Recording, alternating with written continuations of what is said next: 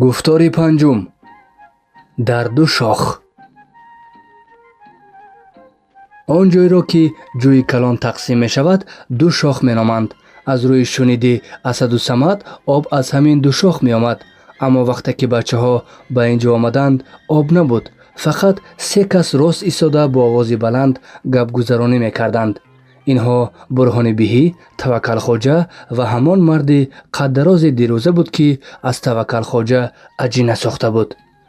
تو متهم حسن هنگامه، یک روز نه یک روز به دستم می افتی، می گفت توکل خواجه به مرد دیروزه قد دراز. برای همه هنگامه هایت چنان بابت کنم که یک عمر باعث خنده مردم شوی. معلوم شد که نام این آدم حسن هنگامه بوده است. آها، تو توکل خواجه 3 سال باز همین گپ را میگویی، اما از حسن قصاص میگیرم گفته باز خودت رسوا میشوی. چرا توکل کرده یگان کاری نمیکنی؟ گفت برهان بیهی. به تو بیهی ترشی کرم زده گپ نرسیده است. با قهر گفت توکل خواجه.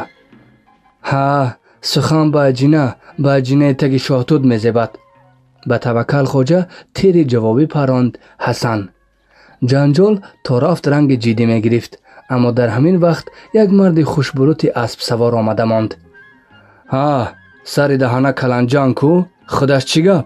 پرسید او. این آدم میرابی کالخواز بود. یک باره آهنگ گپزنی جنجالچیان دیگر شد. آب اول نوبت ما، اما اینها نمیگویند، گفت توکل خواجه برهان و حسن را نشان داده. ها راست نوبت ما، دهان کشاد حسن هنگامه. تو توکل خواجه بهترش در یگان جای سایه رفته خواب کن. ما که زمین های خود را آب مانده شدیم به تو خبر می دهیم. مولنه همه شده 2 شب و 2 روز بیدار نشوی شد. این دفعه توکل خواجه خوابیده ماند، عجب نه پری شده به آسمان پریده رود، اضافه کرد میراب. همه خندیدند. توکل خواجه چیزی نگفته سر خم کرد و پس از تمام شدن خنده با جدیت گفت. من از امروز متصدی آب. سرکارمان گفتند که یا آب را می بیاری یا تمام نمی بیایی. اسدالصمد حیران بودند که اینها کدام آب را کشادنی‌اند. در هیچ کجا آخر اثر آب نیست کو؟ اسد به توکل خواجه نزدیک شده پرسید. امک، آب از کجا می آید؟ از کلاک بید و از فیسی بینی، با قهر جواب داد توکل خواجه. بچه ها به اختیار بینی خود را کشیده ماندند. دیگران خندیدند. نهایت میراب هزل و شوخی را بس کرده گفت. آب اول نوبت توکل خواجه. من زمین های آنها را دیده برآمدم. خیلی آب طلب. چه گفتی برهان؟ راست، کوتاه جواب داد برهان بیهی. آخر وای اگرانوم کالخوز باید گپی راست را گوید. تربوزی حسن هنگامه از بغلش افتید. توکل خواجه مانند بچه های خردسال رویش را ترش کرده زبانش را به حسن برآورده نشان داد.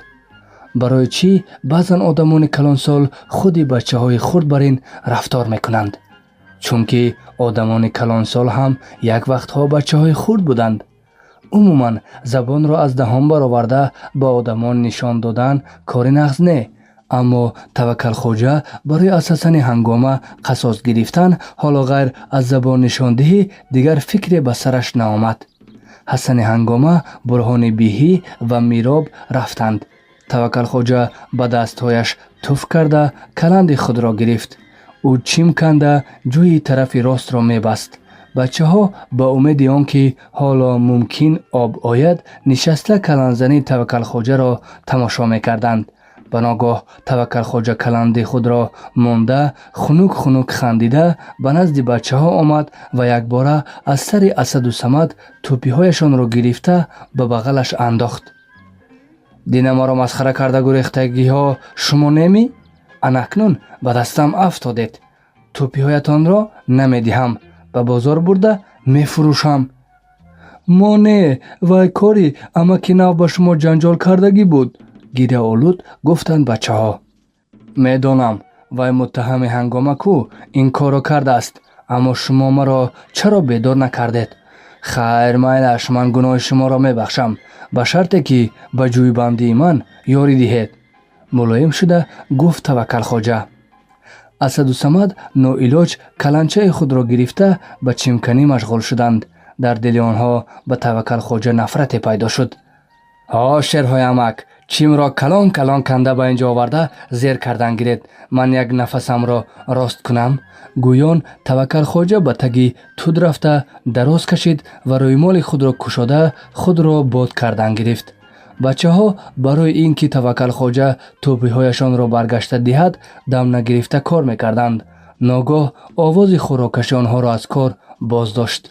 اسدالصمد نگنگی پا به طرف توکل خوجه آمدند. وی مستی خواب بود. توپی همان را گیریم چی؟ پیچی را زد صمد. اگر بیدار شده ماند سانی تماما نمی دهد. دو دله شده گفت اسد. خواب وی سخت بیدار نمی شود.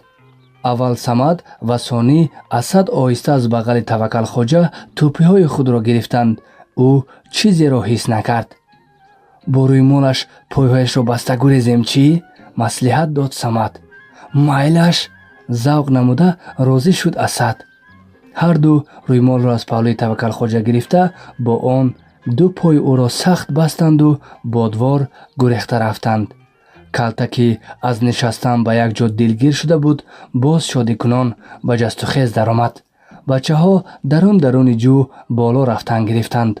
آنها به سوی کانال می رفتند. ادامه دارد.